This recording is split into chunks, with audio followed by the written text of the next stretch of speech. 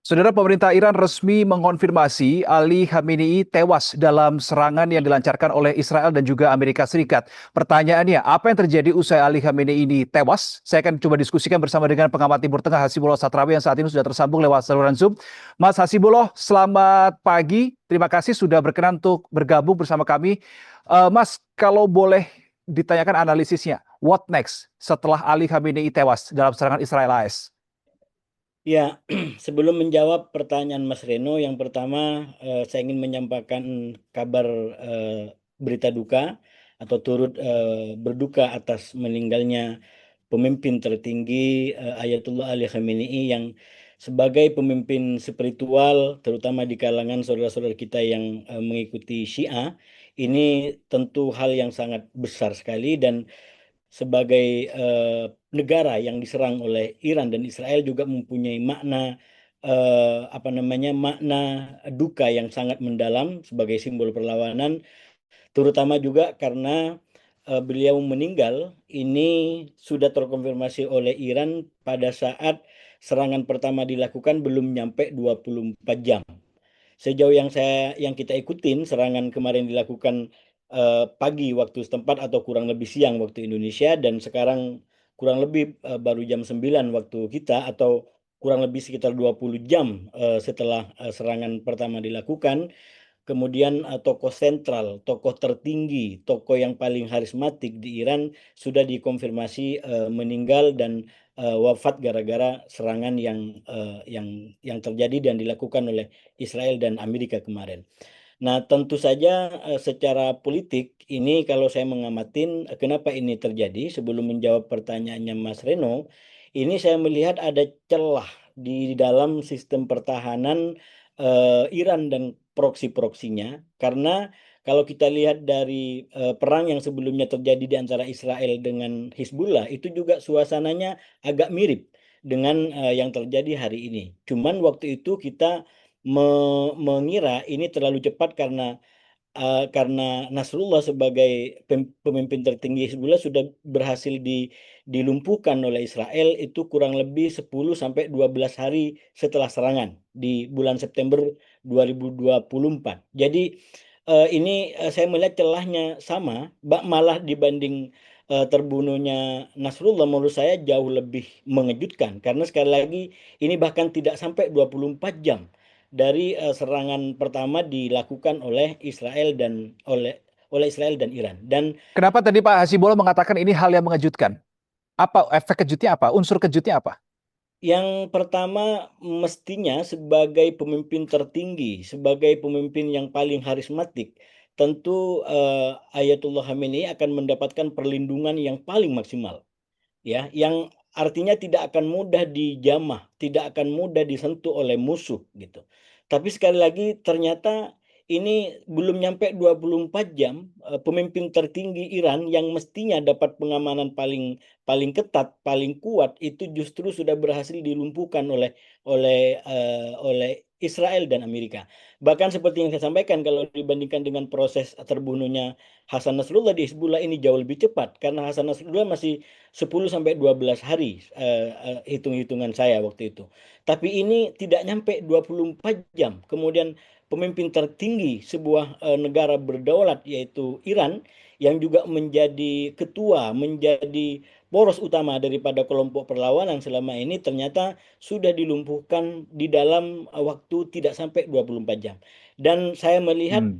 serangan atau titik serangan yang dilakukan oleh Israel dan Amerika ini kurang lebih sama yang juga dilakukan kepada Hasan Nasrullah, yaitu eh, apa namanya serangan yang menggunakan kayak semacam teknologi lacak, ya, teknologi yang bisa mendeteksi keberadaan target. Nah, ini yang sebenarnya sangat sangat mengejutkan dan mungkin juga tidak tidak disadari kelemahan di bagian ini gitu. Dan saya yakin untuk bisa sampai kepada informasi akurat sedetail ini, pasti selain menggunakan teknologi juga menggunakan Mhm. kemampuan intelijen dan mata-mata yang sekali lagi dilihat dari perang-perang yang sudah terjadi mulai tahun 2004, 2005 dan 2026 sekarang, sebenarnya serangan Israel dan Amerika juga melalui celah atau kelemahan yang kurang lebih sama. Kita lihat bagaimana Oke. terbunuhnya katakanlah pemimpin Hamas juga di Iran. Kita lihat bagaimana terbunuhnya tokoh-tokoh perlawanan seperti Hasan Nasrullah yang itu juga tidak terlepas menurut saya dari kombinasi teknologi pelacakan yang dimiliki oleh Israel dan juga kemampuan jaringan mata-mata yang sangat kuat di wilayah yang selama ini dikuasai oleh kelompok-kelompok perlawanan. Nah, tentu Oke, memang Mas Hasibuloh sebelum dilanjutkan mungkin bisa sedikit ditekuk ke bawah Mas Hasibuloh untuk device-nya supaya tidak terlalu banyak space di. Nah, oke baik, terima kasih. Nah, saya lanjutkan tadi ke pertanyaan awal yang belum terjawab. ya, Jadi apa yang akan terjadi ketika Ali Khamenei ini tewas? What ya, next? secara tematik dalam tanda kutip ya, saya gunakan istilah tematik, ini mungkin yang Hmm. akan terjadi adalah salah satu dari dua. Yang pertama, ini akan terjadi kayak semacam pergantian rezim sebagaimana diinginkan oleh Netanyahu dan Trump, oleh Israel dan Iran. Dan sebagaimana kita tahu, Trump dan Netanyahu, terutama Trump, sangat berambisi bahkan menganjurkan agar masyarakat Iran segera turun ke jalan untuk membentuk pemerintahan baru, dan sekarang jembatan itu telah dibuat yaitu dengan meninggalnya Ayatullah Ali Khamenei sebagai pemimpin tertinggi. Jadi sekali lagi satu kemungkinannya, satu temanya adalah pergantian rezim, perubahan Iran ke depan pasca Ali Khamenei. Bentuknya seperti apa kurang bisa dijelaskan sekarang, tapi paling tidak kalau kita menggunakan perspektifnya Barat, Iran dan Israel, maka mereka menginginkan Iran kembali kepada sebelum revolusi 79, di mana Iran menjadi partner, menjadi teman, menjadi kolega justru bagi Israel di dalam mengontrol kawasan Timur Tengah. Ini satu tema. Nah, tema yang lain tentu yang justru diinginkan oleh kelompok-kelompok berkuasa sekarang di Iran, walaupun sudah kehilangan pemimpin pemimpin tertinggi Ayatollah Ali Khamenei, tapi simbol-simbol dan kepemimpinan yang kuat di Iran itu masih berkuasa. Dan kalau kita lihat dari tema ini atau dari perspektif ini, maka yang diharapkan bukan pergantian rezim, tapi justru turunnya seluruh rakyat ke Iran untuk melakukan dan mengobarkan revolusi lebih lanjut untuk melawan kediktatoran atau kekuasaan Amerika, kekuasaan Israel yang di dalam terma yang digunakan oleh Ali Khamenei selama ini dan rezimnya itu dikatakan bahwa Amerika adalah sebagai setan besar dan kemudian Israel sebagai setan kecil. Jadi kita akan melihat dalam hari-hari ke depan mana yang akan terjadi di Iran. Apakah Hmm. perubahan rezim seperti yang diinginkan oleh Trump, oleh Netanyahu, oleh Amerika dan Israel, atau justru perlawanan yang akan jauh lebih kuat seperti diinginkan oleh rezim sekarang yang memang memusuhi Amerika dan Israel, Mas Renu. Dari dua opsi itu bagaimana presentasinya? 50-50 kah atau ada yang lebih dominan menurut Anda? Sebenarnya kalau dibaca secara kemampuan, tapi lagi-lagi kalau kemampuannya Iran seperti ini, angka-angkanya bisa berkurang lagi. Tapi kalau kita Hmm. menyampingkan dulu ke kelemahan Iran dalam melindungi tokoh-tokohnya, ini kan baru satu dari sekian tokoh yang sangat berpengaruh di Iran. Dan Iran sudah mempunyai sistem atau konstitusi atau undang-undang yang sudah mengatur bagaimana proses pergantian terjadi di level Ayatullah tertinggi Ayatullah Ali Khamenei sekarang, dan juga di level presiden. Saya ingin mengatakan walaupun katakanlah Ayatullah Ali Khamenei telah dinyatakan wafat, tidak berarti sistemnya ini berakhir, ya. Karena Hmm. sekali lagi sistemnya sudah ada, akan ada pemilihan dari majelis ahli yang kemudian diambil dari mereka untuk diangkat kembali menjadi pemimpin tertinggi Iran. Ini sekali lagi sistemnya.